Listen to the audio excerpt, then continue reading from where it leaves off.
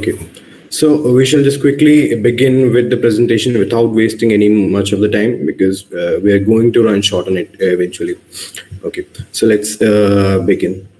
Okay, so now as for the 20th century historical background, see the 20th century was affected by a lot of things, and it's eventually distributed, bifurcated into two parts. That is the modernist poetry, and then we'll have the postmodernist poetry as well. So now I shall begin with just describing the historical background of things. See, what we do know about this period is there were a lot of things that went on. There were wars. There were First World War and Second World Wars that influenced the fragmented mindset of the people that were present back then. Then we had political movements and philosophical movements that came about that included writers such as Ezra Pound. Then we had Auden, and also if we were to go about talking about the major discoveries that happened during around this time were a lot of war poets came about, and psychology due to the discoveries of Sigmund Freud, and then also science in terms of Charles Darwin. So a lot of these things shaped the world as we know it right now, because before this the world was mostly dominated by religion, and they kind of showed us the better side of the world rather than this uglier side. So now this uglier side had come about.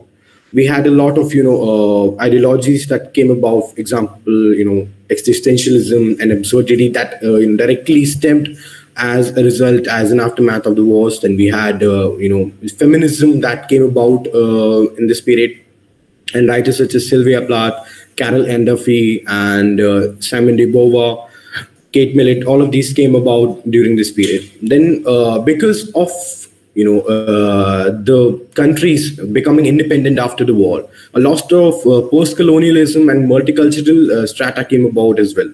So then we had writers from other diasporas and other countries that were now represented and were oppressed before, came about writing. So now I'll just move on quickly to this. So now you can see this picture, but something that you'll have to notice about it is that you can see a leg right here, right? So this leg right here at the right of the screen, this is a picture that is named as the Fall of Icarus. The Fall of Icarus is actually, it describes the the modern predicament of the time. Why? Because now in terms of the importance of Fall of Icarus, it's a very monumental moment when you think about Icarus being the god, and he is falling in front of the entire world, but the entire world is oblivious to his misery, oblivious to his fall. So this actually inspired a poem by W.H. Auden, which was named as Musée de la Bon. And this actually describes the entire predicament of the modern world, that even though the religion, the faith of people is falling down as a figure of Icarus, the people are not very keen to it. They are oblivious of it, and the world just goes on like that. So that is the entire predicament. So that is how I wanted to begin the entire modernist part of this presentation. Then again, in terms of the historical background, again, the wars and the Industrial Revolution were the two main factors that influenced it. Apart from that, there were intellectual movements as well that included the psychoanalysis theory, the Marxist criticism. Then we have Friedrich Nietzsche's existentialist theory, Einstein's relativity theory. So science, philosophy, theosophy, all of it came about to give this period a very tumultuous and almost chaotic surge in terms of thinking and thought. Then we'll move on to the themes again. Because of the wars, a lot of alienation, a lot of disillusionment that followed after the war was prevalent between the people, among the people that lived here.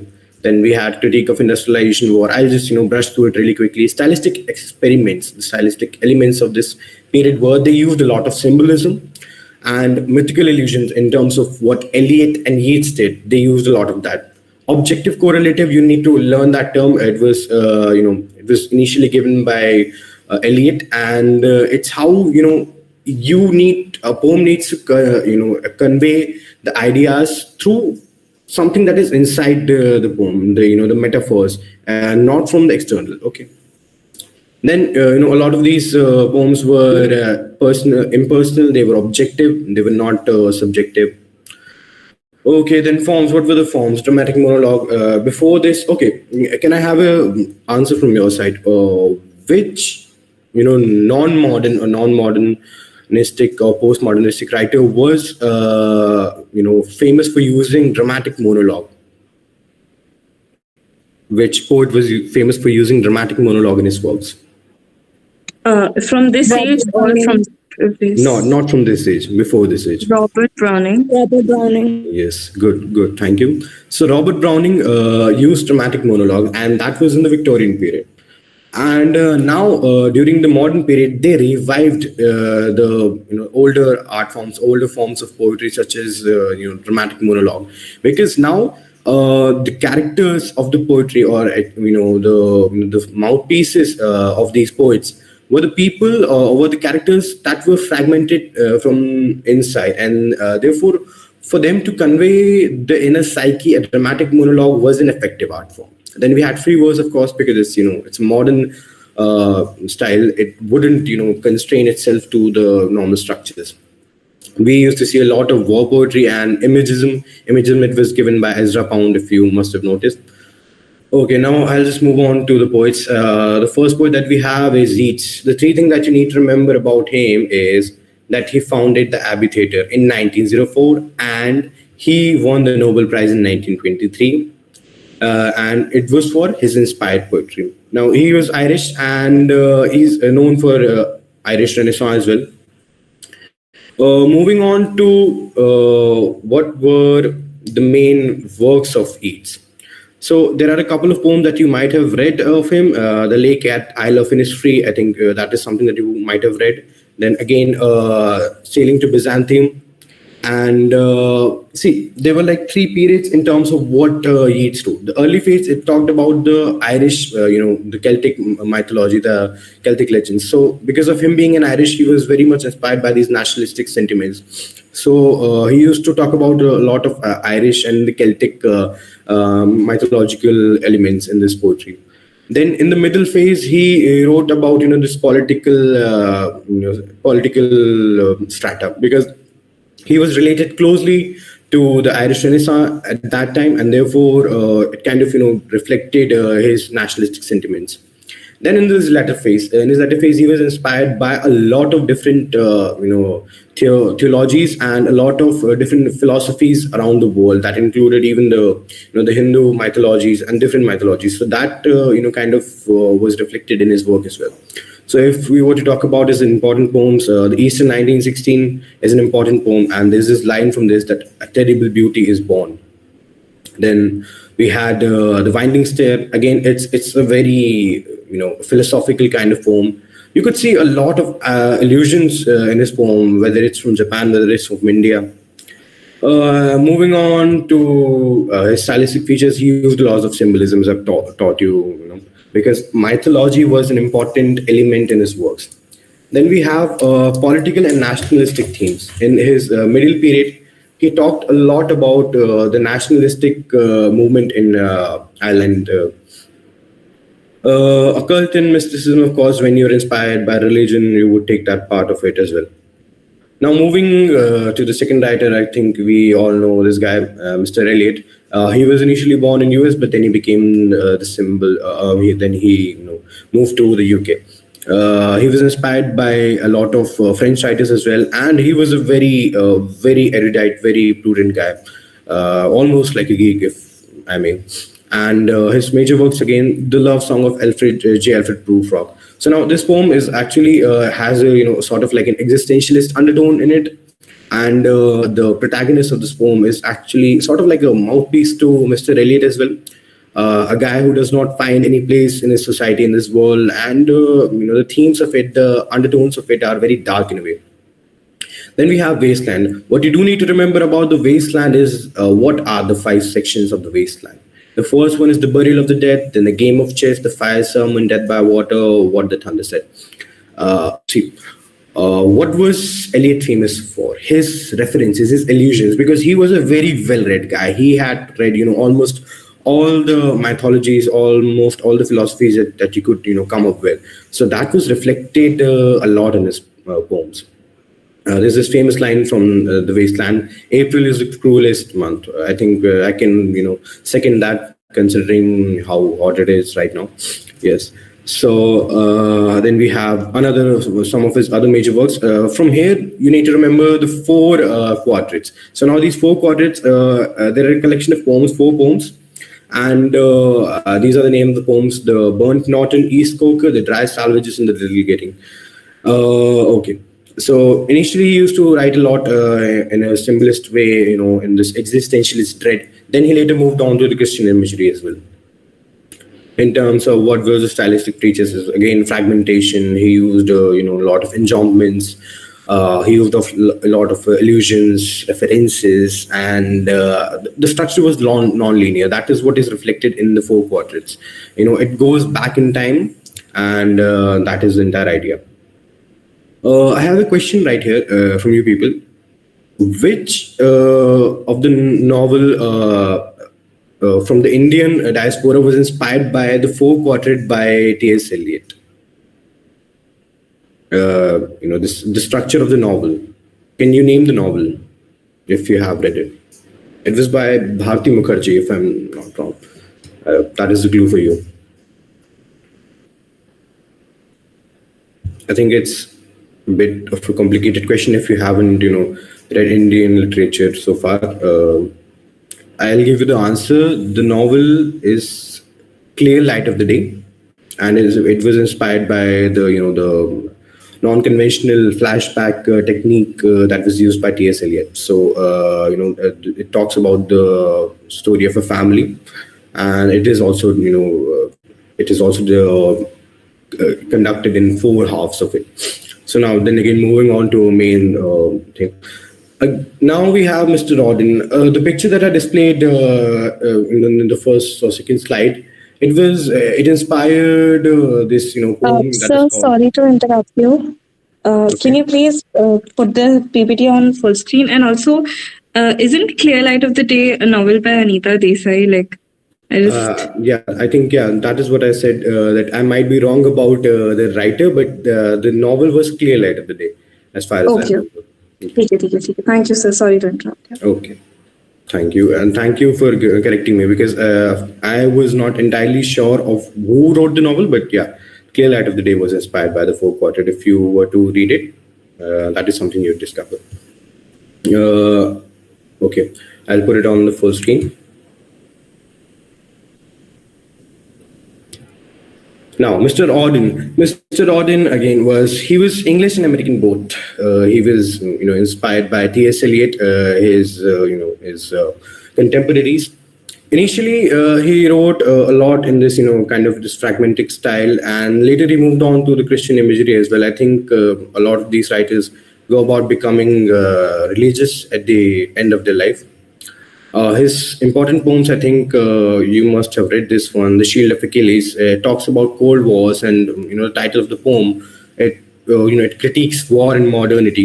"The Age of Anxiety." It was one of his most famous poems that won the Pulitzer Prize, and it talks about the post existential dread. Then again, the famous poem "Musée de la Beaux Arts." It was inspired from that painting, "The Fall of Icarus." What were the stylistic features of Mr. Auden? He used modernism and traditional forms. So he used forms such as ballads, and then he mixed them with this modernistic styles. He engages with psychology a lot, theology and politics. So this this almost like an amalgamation of all these three things. Then we have satire, wit. A lot of wit is used in his work. Again, and mythical references, mythological references, and he started as a leftist guy. He started as a liberal. Then again, just like every writer, almost he moved on to this, the religious part of his life. Then the three writers that we are going to discuss after this, the three or four writers after this, are going to be these war poets. They're called war poets. So the first one that we have over here is Wilfred Owen. Now he was all of these three writers were soldiers, and apart from that, they wrote about their experiences of the war. So Mr. Wilfred Owen, he had fought the war firsthand, and he was aware of the evils and the entire doom that followed the war. So he was kind of like this anti-war poet, and he was against the romanticization of war. And his poems were published after his death, and he also was influenced by the poet that is about to come later, that is Siegfried Sassoon. His important works, the first work that you need to remember is Dulce et Decorum Est. So, again, it talks about how war is not a good thing, and it talks, it describes an event of a gas attack, and it condemns the glorification or the romanticization of war. Anthem for the Doomed Youth, again, it talks about the martyrdom, strange meeting, an encounter between two dead soldiers. So, that is the most prevalent, overtone in his writing. That is the entire experience of war, and the psychological effects of what a war does to a soldier. Features realism. See, if you're going to talk about war, of course, you'll have to include imagery that is real and which is graphic, which is almost gritty for the readers to feel what the soldiers went through when they read it. He used a lot of satire because, of course, you have to if you have to write about the war, it's sort of like a satire on this entire notion of how the political powers authorities go about treating people as pawns in their biggest schemes of things. Use of sound and rhythm. He used a lot of harsh consonants that displayed, almost like this, the shrill, the evil of war, the chaos that emerged from war. Okay. So now, then we have Siegfried Sassoon. Again, he inspired Wilfred Owen, and he was a British poet. I think he is one of the more famous poets from the war poets. And he was initially patriotic, but then as he learned about the war, the realities of war, he became critical of the entire idea of war. And he describes the horrors of war, irony, satire again. His most famous poem is Counterattack, and it talks about the trench warfare and the horrors of it, the suicide in the trenches. Again, it talks about how blind patriotism and the leadership of the people, at the top, leads to the death of the soldiers at the lower level. War poems, again, is a collection of poems that have a mix of different emotions: sorrow, sarcasm, and anger. Okay. Then we have style. Stylistic features, again, they were very realistic and talked about brutality of war. He used simple language. Then we have this third guy, Mr. Rupert Brooke. Now, this guy, as you can see, is a very handsome guy. Why? Because he had never been to the war in the first place. And, quite differently from the earlier two poets, he was actually the one who romanticized war because, of course, he had never been to the war in the first place. So he died before experiencing war firsthand. And Mr. Auden, he actually told that this might be, the most handsome guy in London at that time. So I think he was more famous for his looks than his writings as right now. But his famous poems, they talked about, war as almost like catharsis. So, there's this line, if I should die, think only this of me. And, there are like patriotic, he wrote a lot of sonnets in this poem named as The Soldier. Safety, the dead, and the soldier. Now, they talk about duty, sacrifice, and they were, inspired by romanticism and Georgian poetry. They, the pastoral beauty of these eras. His two collections are Poems 1911 and Letters from America. The Letters from America is a collection of essays. Then stylistic features again, unlike the other World War I poets, Sassoon and Owen, he romanticized war, and he was inspired from the romantic and Georgian ideas. He used sonnets, he wrote pastoral sonnets, and he used iambic pentameter. Patriotism were the main themes, and now we'll move to Robert Graves. Robert Graves, he was kind of associated with modernism, but he used a lot of lyrical undertones in his poetry. He was also a novelist and a critic. and he's known for his mythological themes, the white goddess theory of poetic inspiration. Now, his important poems is The Pier Glass, 1921, The Pier Glass and Over the Brazier. These are two of the main poems, and The White Goddess. It's like a mythological and poetic study. So it talks about this idea of war, and then we have Goodbye to All That. It's a war memoir. So a memoir is actually it talks about something of an event that happened in the past. On English poetry is it talks about his poetic inspiration, and in general it's like a prosaic work. Stylistic elements, again, war poetry. He advocated for clarity and precision in this modern experimentation, because again he was inspired from the older poets, but the almost vagueness of modern poetry kind of struck him, and that is why he advocated for that.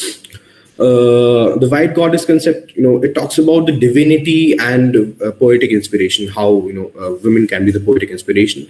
He was lyrical in his experimentation again. Then we have Dylan Thomas. Okay, so can you tell me who wrote this poem, Do Not Go Gentle into That Night? Dylan Thomas. Again, Dylan Thomas. That is next poet. So he was the guy who wrote this poem, and he was also a public speaker, and he was born in New York City. But he was born in Wales, but he died in New York City. So quite contrary to Eliot, he was born in the UK, but later on went on to US.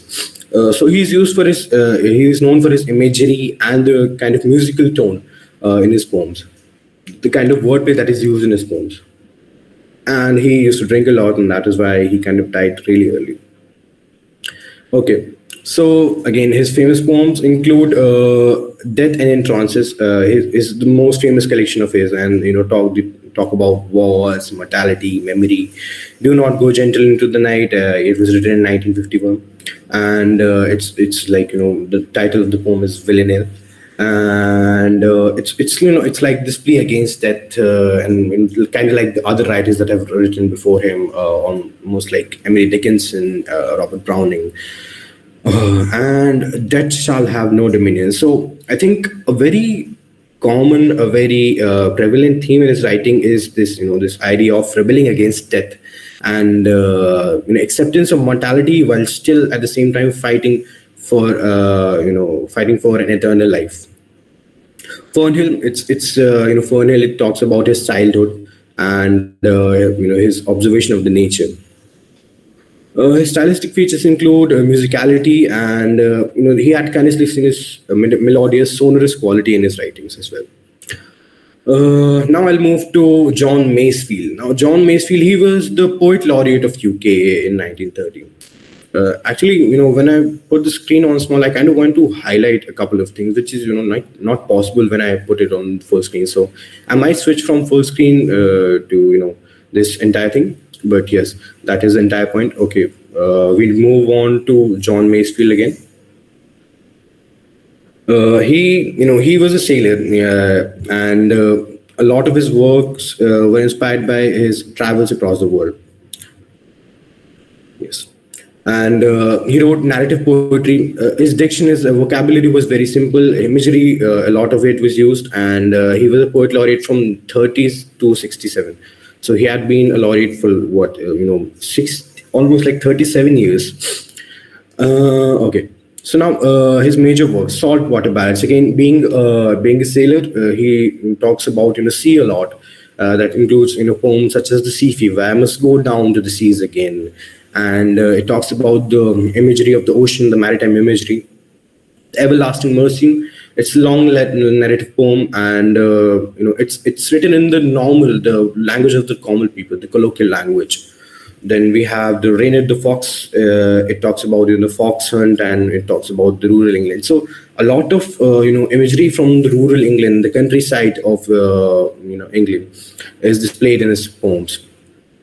Then we have stylistic features, narrative poetry, simple language, descriptions were very vivid, imagery was very vivid, nostalgia was an important thing. Alfred Noyes. Now, Alfred Noyes, he's known for his lyrical poetry. he was traditional in a way, but he was modernist in his themes, but traditional in his structure of poems. And again, like most of the poets, he converted to Roman Catholicism in his later life, which is quite a common theme, I think, so far. Again, the Highwayman is this is his most famous poems, and it's a romantic ballad again inspired from the traditional writing forms, and it has vivid imagery. Tales from the Mermaid Tavern. It's it is a collection of historical narrative poems. It talks about the Shakespearean and Elizabethan figures at that time. Then we have the book of the Last Voyage. I think these are some some of the poems that you need to remember the dates of, in case they ask a chronological question. Stylistic features, he was inspired from traditional forms again, romantic, narrative poetry, imagery. I think that is common with him and the writer before him as well, Masefield. Now, A.E. Hoosman. A.E. Hoosman, his name is Alfred Edward Hoosman. Mortality and the idea of youth, death, love, and fate is reflected in his work. So he was very indifferent, very not supportive of this idea of fate and the idea of growing old. So, and he was influenced by the Latin poetry. He is also compared to Thomas Hardy in his writing styles. His key works include Shropshire Lad. It's a collection of 63 poems, and these are three of the most important poems. And they were they included pastoral imagery, death, war, love. The last poems they were published after the death of him, and more poems. Again, they were published posthumously as well. David Jones, he was Anglo-Welsh. Wales is a part of England right now. So he was inspired by modernism again because he was a modernist writer. But Catholicism and mythology were two of the main factors that came about in his poetry. His main important works include in parentheses. So it talks about the experiences of this soldier, him as a soldier in the First World War. Epoch and the Artist, it was a collection of essays, and The Dying Gaul and other writings. And The Sleeping Lord and other fragments, it was published after his death. Stylistic elements, being a modernist, he used a lot of imagery, this elusive style, he alluded to a lot of things. It was fragmented, and therefore it can be compared to Pound, Ezra Pound, and T.S. Eliot. And his language was sort of experimental. In poems such as in parentheses, it talks about war as well. Then I think for one of the last writers in this modernist strata, we have Louis MacNeice. There was a question from his poems as well in NET. So he was associated by this ordering group. So there would be a question in in terms of poetic movements as to who were the ordering group, which was the ordering group. So you need to remember that included W.H. Auden and Stephen Spender and Cecil D. Lewis. Okay. Now, his writing style was lyrical, but used a lot of irony, and it was conversational in a way. It was not didactic. He used the symbolism a lot because being a modernist again. And he talked about time a lot. It contrasted the present and the past. Personal emotions were prevalent. His major works include Autumn Journal. It's a poem that reflects about the experience of the Second World War and the Spanish Civil War. Plant and Phantom, it talks about war poetry again, mythological, and it has philosophical depth in it. Homes to his followers, again mythological in a way. And The Burning Perch, it was his last collection, and appearing towards death, he talks about mortality and violence again. Key features, political and personal undertones are juxtaposed in his writings, and he talks about the historical influence such as the Spanish Civil War and the First World War as well. Now we'll move on to Edward Thomas. He was a literary critic and a prose writer, and his important works are Aldistrop. It's a nostalgic poem, and The Owl, the October. Spender, he was a part of the Auden group again, and kind of inspired by W.H. Auden again. Vienna this is his famous poems, Ruins and Visions, and the Destructive Element. Okay. See, now we have a question over here.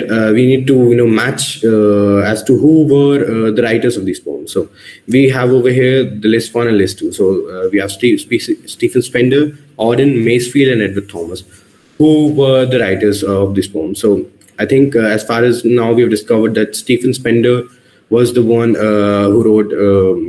We have read that Edward Thomas wrote the Eldest Drop, and the answer to it would be the Pylons was written by Edward Spender, the Stephen Spender. Auden wrote Consider, I guess, and yes, Auden wrote Consider. John Masefield wrote the Cargoes, and for the last of us, Edward Thomas, we just said he wrote Eldest Drop. Okay. And another question that was asked in UGC NET from Louis McNeese. We have to arrange this again in the chronological order. So this is the correct answer. This is the answer. Sunday Morning was published in 1938, Bagpipe Music in 1940, Stargazer. Then we have Holes in the Sky and Pray Before That. So this was the answer. This was the chronology. The correct answer would again be the first answer. That is A, B, D, E, C. Another one of the question.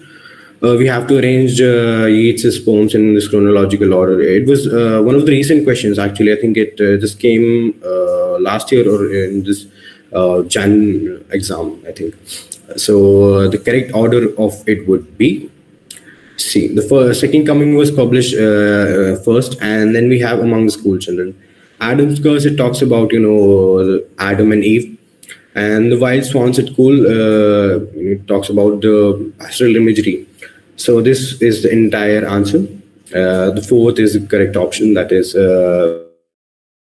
D, A, B, C. So Adam's Curse, the Wild Swans, the Second Coming, and Among the School Children.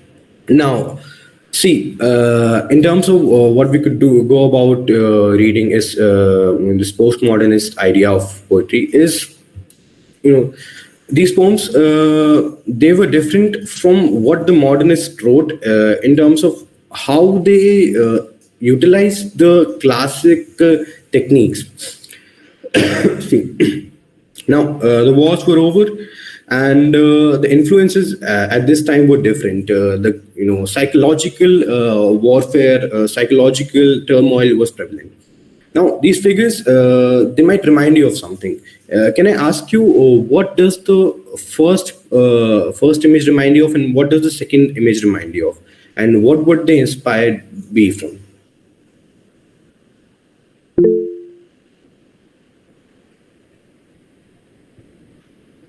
Please do speak up.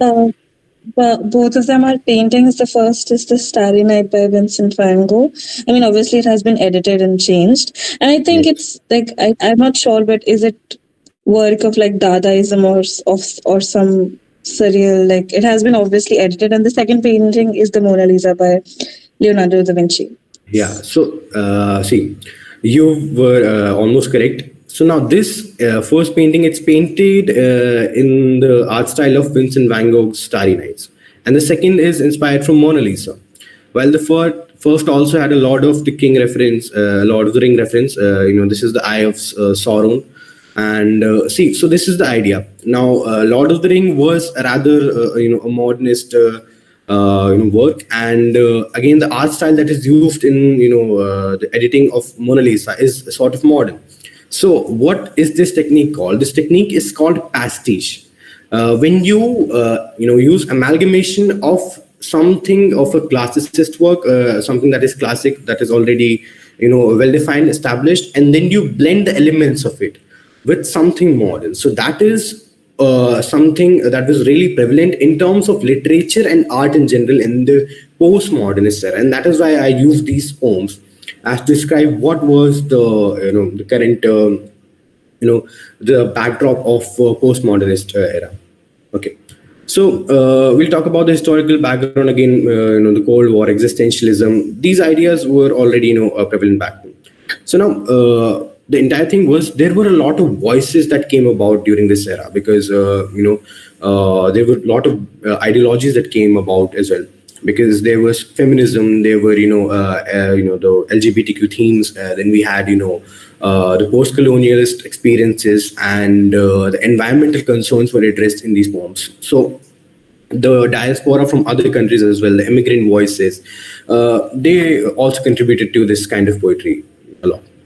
Themes, again, realism was an important part, because after coming from the world wars, a lot of these writers, they did not want to talk about these the romanticization of what poetry could be. There were a lot of interpretations as to what poetry could describe. Then they used a lot of irony and satire. Satire, because the current status quo of the world, it was tumultuous, and corruption and psychological, back and forth were in this entire strata. So that is what they countered with the poems, and irony and satire is one of the main themes.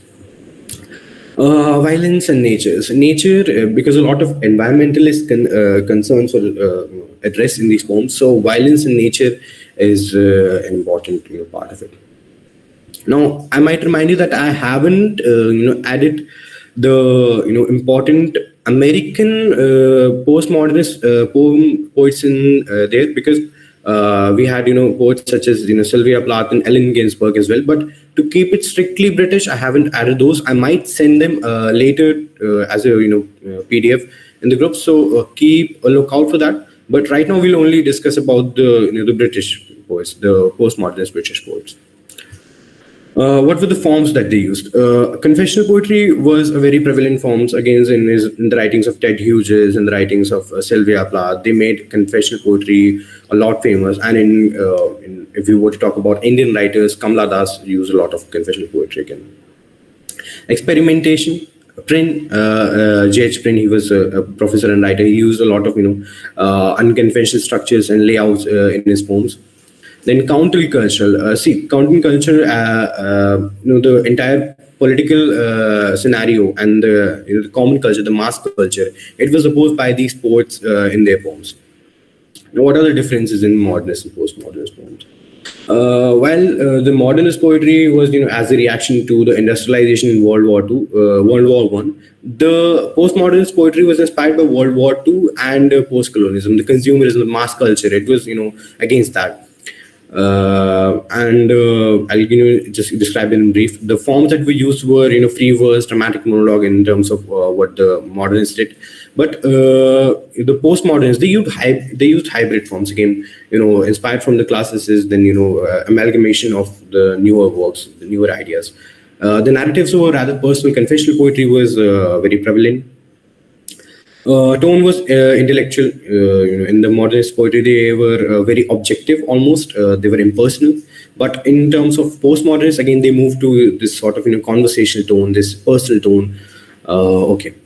Now, what are the major British poets of the postmodernist era? Philip Larkin. Philip Larkin, he was he was the founder of the movement poets. The movement, it was anti-romantic, and it kind of opposed the ideas of modernism that were prevalent. And the themes that he talked about more were mortality, isolation of the modern era, disappointment, sadness, loss. Ski poetry collections, The Less Deceived. It was his first poetry collection.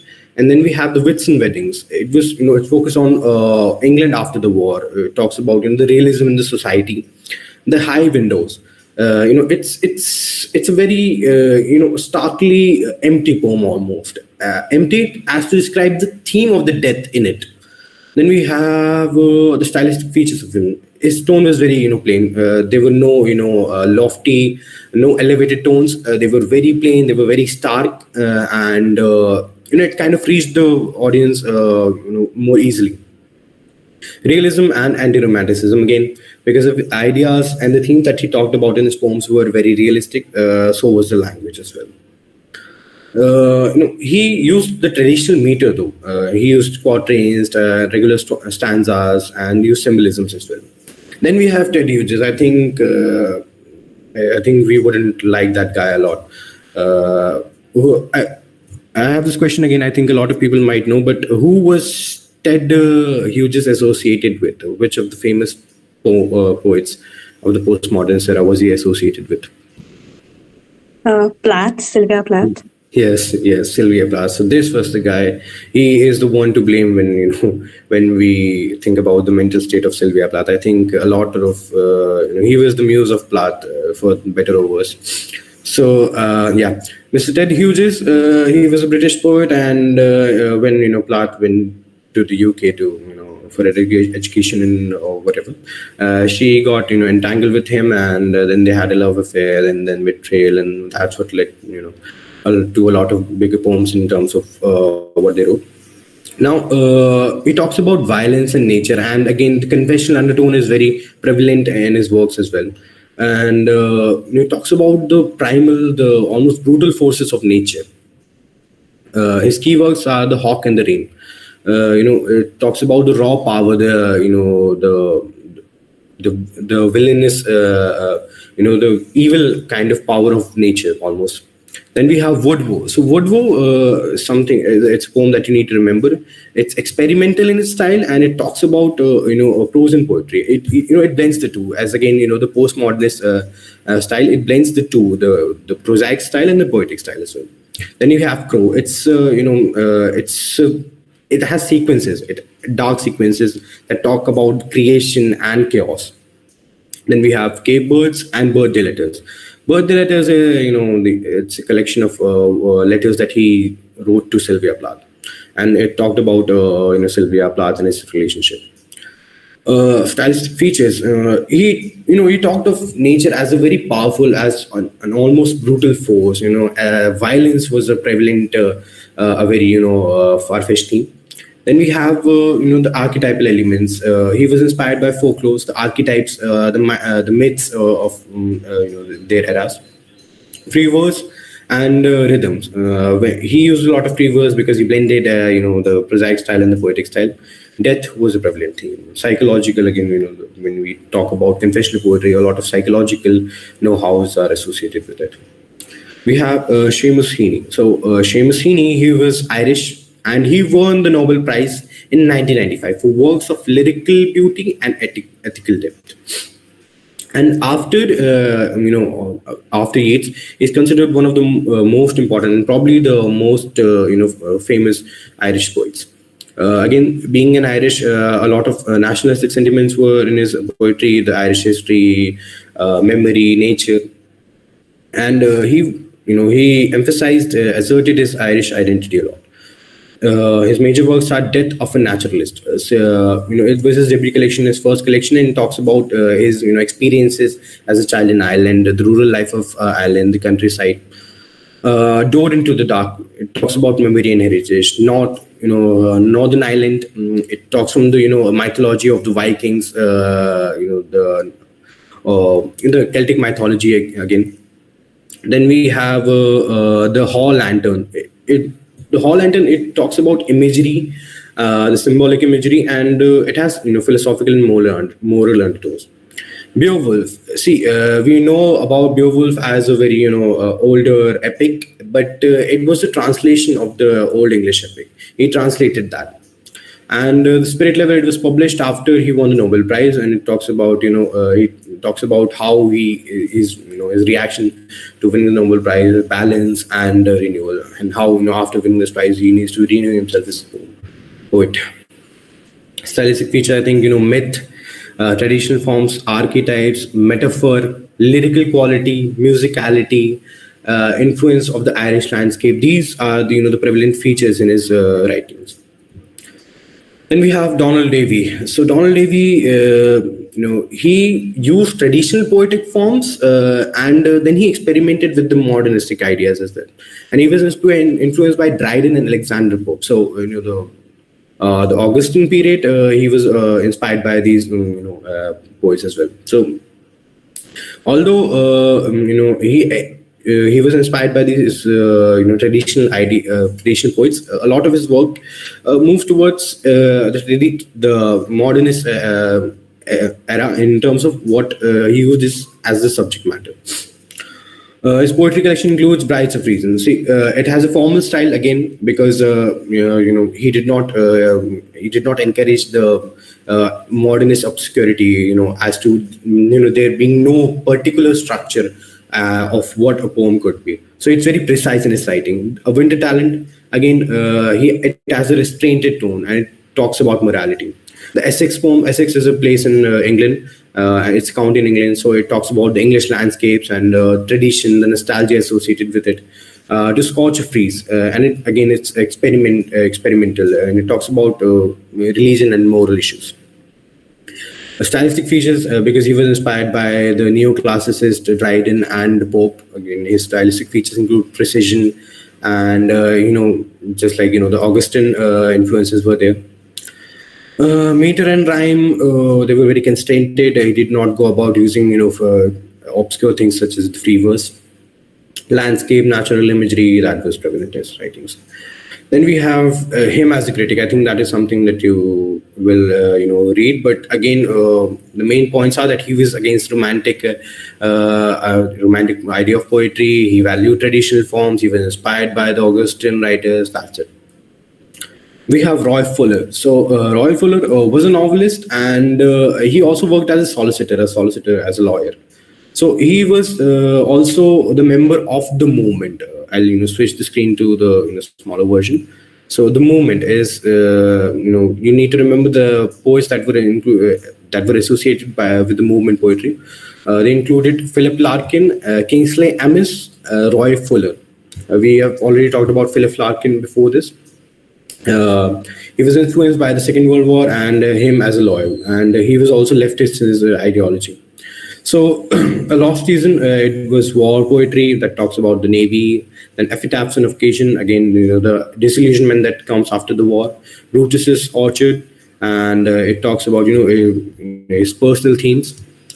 From the Joke Shop, it's a humorous kind of poem, ridiculous almost. And what were the stylistic features? Intellectual precision. He does not go about being very emotional, very sentimental, and he's very logical. He uses humor, but it's very more on the drier side. It's more of satirical. Then post-World War things could be found in his poems. Kingsley Amis, again, a writer of the movement, group. He was associated with the movement group. Now, this movement group included Philip Larkin, Donald Davy, Thomas Gunn, and Roy Fuller. Okay, and Kingsley Amis as well. He was anti-romantic again. He was realistic. He talked about social criticism. The post-war British society. And yeah, his important works include The Bright November. It was a collection of poems, A Case of Samples, used wit, collection of poems that were the collection of his poems that included his work over the 10 years of his life, of his writing life. Then his features were again anti-romantic, much like other movement poets, and they were clear. They did not use a very ornamental language. They did not use a very embellished language. And the pretentiousness of modernist imagery, the vagueness of it, he criticized that. Kingsley Amis, beyond the poetry, he won the Booker Prize for The Old Devils, and being a part of the modernist movement, he advocated for clarity again.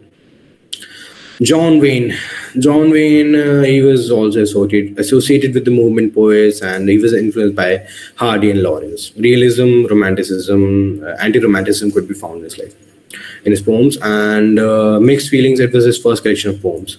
So movement poems, poets' landmark. The main elements of movement poets were the control, the constraint in poetry. The language should be more accessible, more colloquial, and the skepticism. So these can be found in his works as well. Now I'll move to Mr. Thomas Gunn. So Mr. Thomas Gunn, he was from England as well, and he he talked a lot about the LGBTQ. He was actually the first one to talk about the sexuality, the LGBTQ ideas. He addressed the environmental issues. He addressed the issues of health, such as AIDS, and he was also against this counterculture. So he was actually the truest of the modernists in his, the postmodernists in his essence, and. He was initially associated with the movement poets, but then again he later diverged from it. And he was also talked about this gay identity of his. His key works include Fighting Terms. So it was his debut collection, and it was formal, but it was influenced by the existentialist ideas, the sense of movement. So again, refined style. It had very polished style, and it talks about rebellion. My Sad Captains and Other Poems. Identity, it was the main theme. Molly and Other Poems. Psychedelia. Psychedelia, if you might know, psychedelia, the use of drugs and psychedelics. That is what he talked about, and transformation. Okay, and the Boss Cupid. It talks about the more taboo themes such as sex and love and being vulnerable. Stylistic features again, being initially associated with the movement, he used a very traditional form. Meter was strict and language was very disciplined. And when he moved on later, he became more open, more liberal to the ideas of the world. So when he wrote later in his life, he used a lot of free verse. His tone became very conversational, and he used a lot of LGBTQ themes. So then we have the themes of duality. He talked about control as well as freedom, and the contradiction between the two. Because he moved on to America, we could see a lot of shift in his ideologies again, because of him moving to America, and shift from this more concentrated British culture. Then we have Geoffrey Hill. Geoffrey Hill, he was a literary critic, and he talks about modernism as well, but he is closely tied to these traditional forms. His poetry is again very complicated, much like Eliot. He uses a lot of allusions and a lot of references to history. So religion, history, morality, a lot of these elements could be found in his poetry. His major works include For the Unfallen. It was the first collection of his poems, which were intricate, had a lot of philosophical references. It talks about faith and personal identity. Then we have King Log. He used experimental language, and religious themes could be found here. Then we have Mercy and Hymns. These three poems, these three poem collection, they were written in the latter half of his life. So Mercy and Hymns, these were like the prosaic poems and sequence of prosaic poems that included the autobiography of the king Offa. There's a juxtaposition in the past and the present, and his identity as a person, and then his identity as a citizen of his country. Then we have Tenebrae. Again, being in his latter part of his life, people become religious. He became religious as well. He talked about Christian themes. The Mystery and the Charity of Charles Peguet. It's based on the French poet Charles Peguet, and he blends theological ideas and historical ideas. Latter poetry of his, you can read Canaan. It talks about it's against modernity almost, and there's a kind of like formal complexity that is in his work. Scenes from Camus, and it's a response to Milton Camus. Okay, so his stylistic features included, he was very elusive, much like as long as I'm audible right now, I'll just discuss this the last writer, J.H.E. Again, I'll talk about his how he used a lot of scientific and mathematical references in his work, and his poetry was rather dense. Then we have this question, am I audible again? I'll have to check. Okay, I'm audible right now. So which of the poetry anthologies have not been written by Philip Larkin? The North Ship, The Less Deceived, The Wits and Weddings, Death of a Naturalist, and Responsibilities. So the answer is Death of a Naturalist was written by Seamus Heaney, and the Responsibilities were written by W.B. Yeats. Then we have this question as to, we have to match the first list with the second list. So the answer to this is actually Here. See, so the for A3B4. See, Donald Davy was associated with the Shires. Then we have uh, Philip Larkin, who was associated with the North Ship. Then Kingsley Amis was against romanticism again. We have talked about it. And John Wayne, he wrote the poem "Hurry On Down." So as long as I'm audible right now, I think this is the last question that we would discuss in postmodernist poetry. Am I audible right now? Sorry, my mic turned off again and I was just fixing it. So yeah, this was the entire presentation from my side. I know there were a lot of technical back and forth with it, but yes, that is it.